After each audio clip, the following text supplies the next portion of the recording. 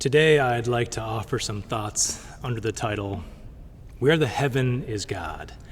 Where the Heaven is God. I could have offered up a title containing the commonly thought of metaphysical opposite of heaven, H-E double hockey sticks.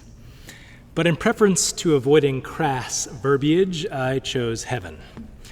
I also was recently in heaven, in a place where there was zero light pollution, and you could see the Milky Way stretch end to end like transparent dangling silk. 4 of Jupiter's moons visible with simple birding binoculars, the shining stars mysteriously even brighter when you looked at them indirectly, just out of the corner of your eye, averted vision. This heavenly view of the heavens happened to be up in Vermont during part of my family's summer Sabbath, and I hope you've all had such moments in your life to see such heavenly Buena Vistas before. It's stunning. Awe and wow fall way short. We know forest bathing. This most certainly was star bathing. And such a vista puts us in our place, feeling both minuscule and welcomed at the same time. Super insignificant compared to supernovas, mysteriously, somehow, part of it all. Perhaps it's that stardust from within us that makes up our very being, singing out in solidarity, glimpsing their cosmic cousins billions of miles away. But on that particular night, star, dark, binged blessing, the thought came to me, one that I'm sure also came to my early teenage self when in a similar neck-strained view. Where up there is God? No, really, where is she? Where? It hit me in a new way, unlike those teenaged years. God's not there. Not out there in the still rushing to expand universe with more stars than grains of sand on Earth, including ocean's depths. Not somewhere behind the cosmic veil, seated on a throne or even on a non-hierarchical heavenly yoga mat. God's not up there, out there. God's not anywhere. While the cosmic sky is incredible and filled with wonder and divine design and joy, this thought hit me. I couldn't see God, and I couldn't see where God might be. And perhaps it was the news that I had been doing so well to avoid for most of those summer Sabbath weeks. Where the heaven is God? And we've certainly heard this question in its more appropriately crass form lifted in so many places in recent weeks. God, where are you? Are you in the chaotic crush of bodies madly scrambling to slip past Taliban checkpoints and scale unscalable airport walls in Kabul? God, where are you?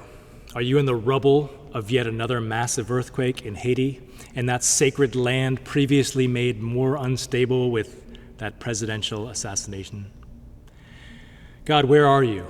Are you in the hurricane with the painfully ironic name of Grace that made post-earthquake Haiti more like hell?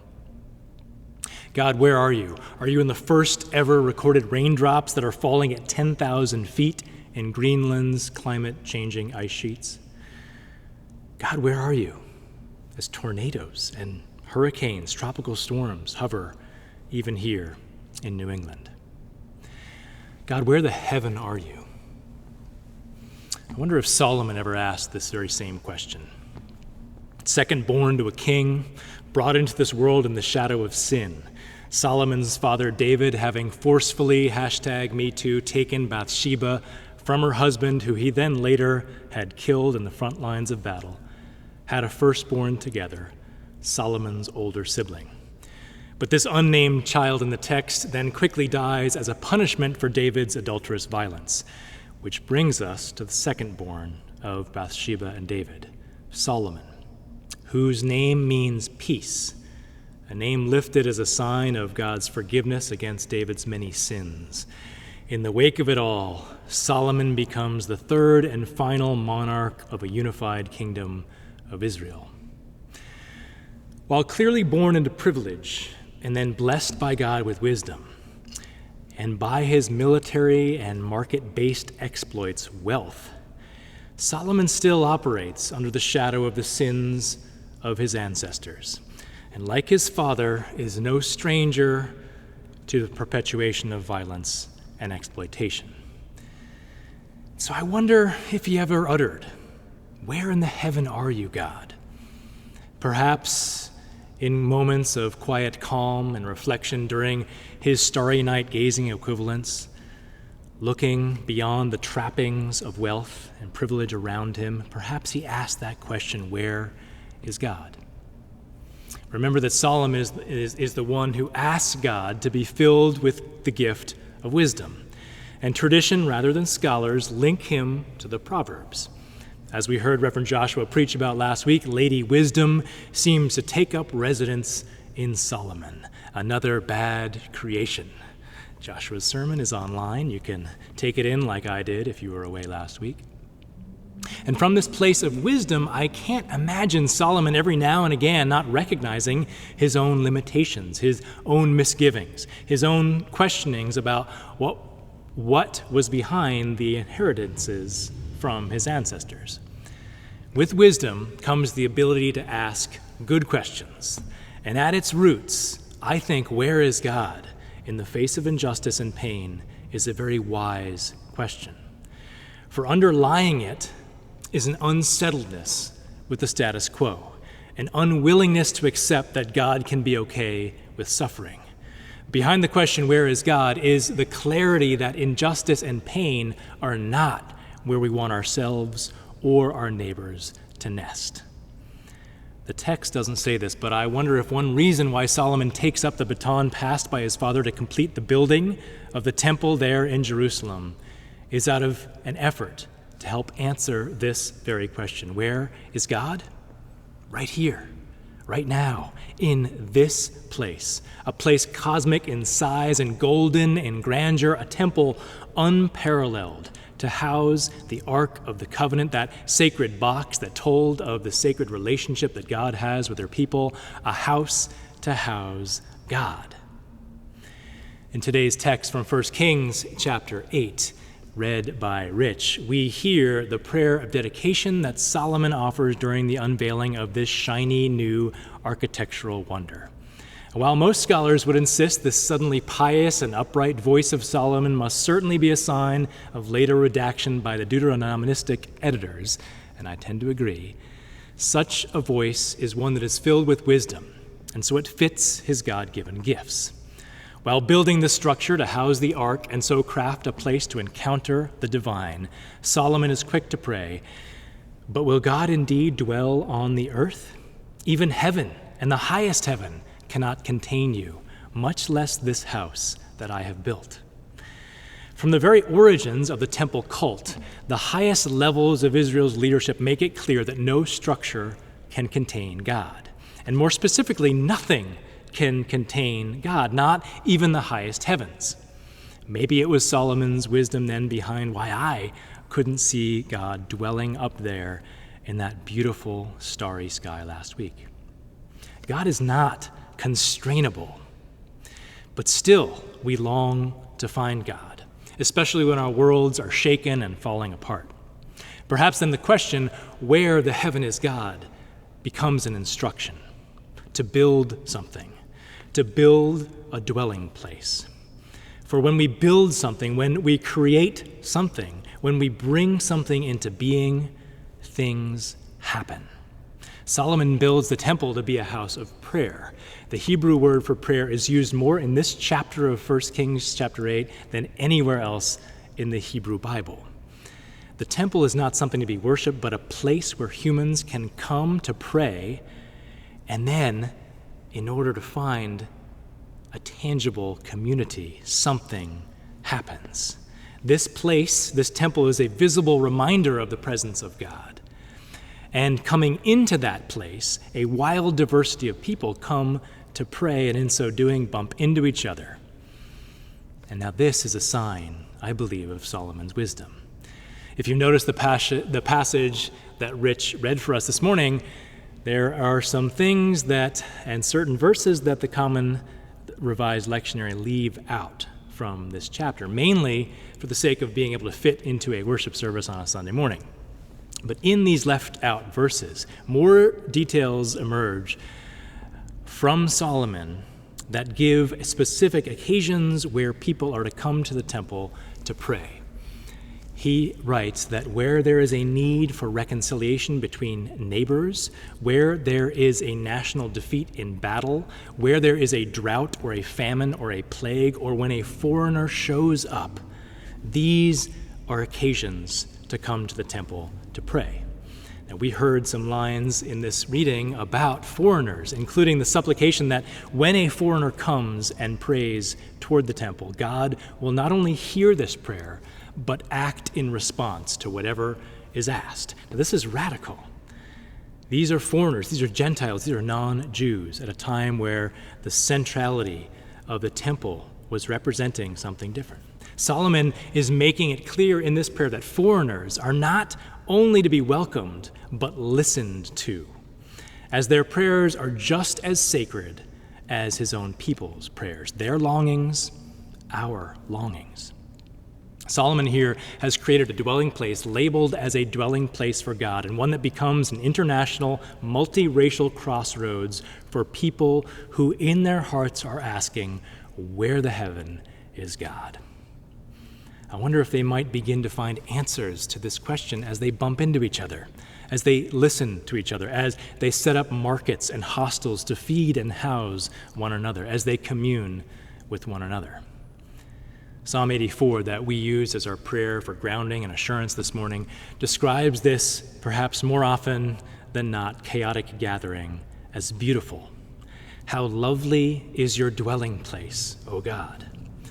Biblical scholars classify this psalm as one of the songs of Zion, a pilgrim's outpouring of praise and awe upon arriving at the temple in Jerusalem.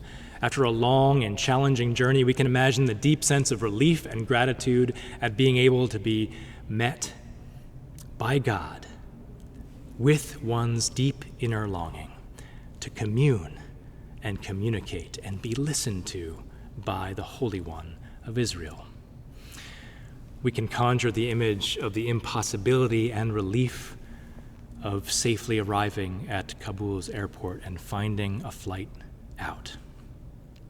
This psalm says that even the sparrows somehow find their way into the rafters of that sanctuary temple and peacefully nest there and raise their young. Their bird song becomes praise at the altar of their Creator, at the altar of our Creator. So there seems Solomon's wisdom embedded in building something, creating something, not just for the sake of bringing something lovely into the world, though we could all stand more beauty in these days, but for the sake of creating a vessel, a container, a reason for gathering. People and birds alike coming together in praise only because trees and stones have given up their natural setting in the cause of becoming a so-called temple. No more sacred, of course, than their original cedar stands in Lebanon or granite outcroppings in Palestine, but sacred nonetheless in their new coming together. This is not a call for each of us, friends, to strike out and create a new sanctuary like this one here at 67 Newbury Street. This is not a backdrop to my Zoom. This is real. I am here, and this place misses you.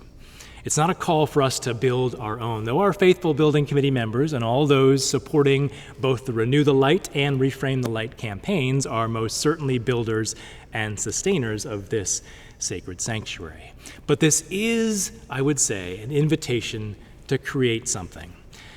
It could be crafting a sacred space from which you are currently Zooming, carefully selecting a candle or a tapestry or a wall hanging to accompany your Zoom sanctuary.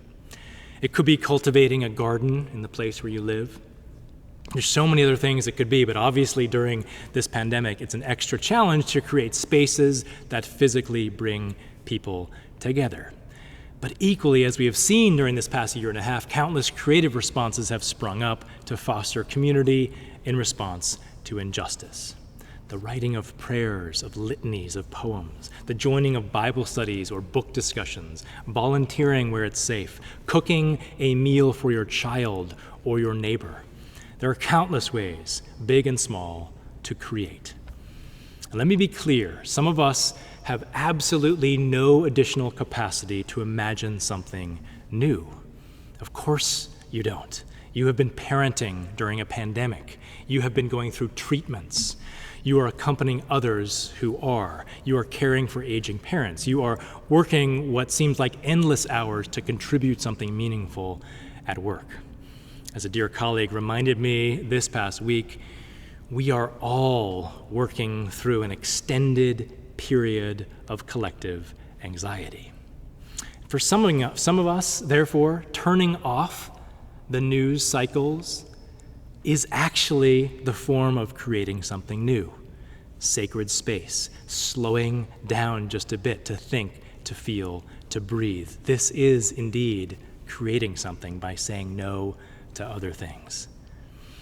And for those of us in this place, remember too, you are part of a collective whole. You are a part of a greater whole as a part of this community of faith at Church of the Covenant. We are connected to mission co-workers in Haiti and NGOs in Afghanistan right now who are doing the work of accompaniment. For some of us, simply knowing this is enough. For others, reaching out with financial support and prayer or more active forms of advocacy for those people and with those people may be a way to bring something new into life. I think at its roots, the form of prayer that Solomon envisions will take place at this newly dedicated temple is a form of solidarity, a form of connection. It may seem arbitrary, it may seem insignificant, but such things are essential. In the face of injustices, we set up structures, physical sanctuaries, liturgical happenings, communal gatherings that remind us to pray and make space for solidarity. When I graduated from seminary down the street this way at Boston University School of Theology, the keynote speaker at my graduation was none other than Hamid Karzai, the then newly elected president of Afghanistan, the person for whom the Kabul airport is currently named. The same person who has been meeting this past week with Taliban leaders in hopes of reducing violence and establishing some form of a smooth transition of power. He spoke this at that graduation. When you see on the news or read in the newspaper that so many people were killed in places far off, do not let these numbers become mere abstractions to you. These are real people like you and I. They are families, friends, they have pain, they have grief. We must not turn away when we hear the cries of the hungry. Every time we ignore the suffering of others or stand by and watch, we do not act against our own interests, but we violate a part of our humanity. He went on to say, your generation will be judged on indifference to hunger, to poverty and misery in the world unless you seize opportunities to make a difference. As you commence a new beginning today, take with you my warmest congratulations. I urge you to fight poverty, to build bridges, in other words, to uphold our common humanity. Hamid Karzai, like Solomon, invites us to make space across difference, to see our mutual createdness, and I would add, to see the face of God in one another. While I didn't see the face of God somehow poised behind those stars up in that Vermont heavenly sky, I did feel God's presence. For under that panoply of distant suns, I gathered with a few friends, including one of my beloved nephews, now in college. And the wonder and awe that came from the galaxy inspired us to have the wonder and awe for one another in our conversation, and there was indeed light kindled among us as a deeply nourishing conversation was born. Something new emerged. Something was created from our coming together under that temple of sacred space above us. Sacred space emerged among us. And in the faces of one another, there, the heaven was God. There, the heaven is God. Thanks be to God. Amen.